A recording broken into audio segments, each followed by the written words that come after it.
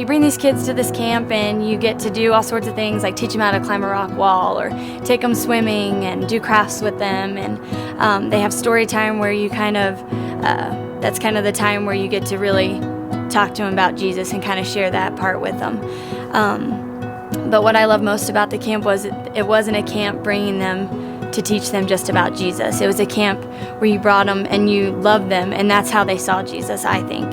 For as long as I can remember, I've always wanted to work with kids. And I wasn't really sure how I wanted to go about that. I wasn't sure what it was supposed to be. But after working at this camp for a week, I realized that that's kind of what I wanted to do, is work with kids in the foster care system.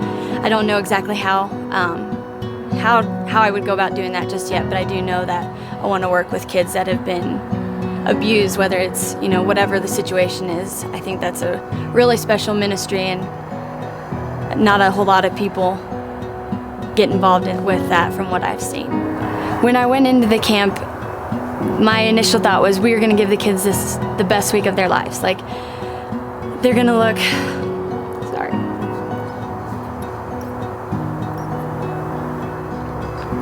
And you went in thinking like you were going to change these kids' lives.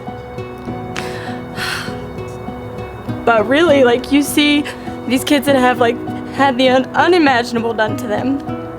And like in all the training, they're like, they prepare you for the worst of the situations, which is good. Like, you need that.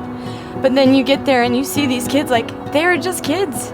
Like, they just want to be loved, and they want to be treated the way kids should be treated. They want to feel like they're important. They want to feel like they matter. And I think that was pretty remarkable, that this camp was created to teach them that they have honor and they have dignity. And through this camp, my life first changed, and it changed from Jeremiah 29:11, where it says, for I know the plans I have for you, declares the Lord. But then it changed to Psalm, I believe it's 82:3, where it says, defend the poor and the fatherless. And I don't think God would put that in there if he didn't. There are so many verses where God talks about how important children are.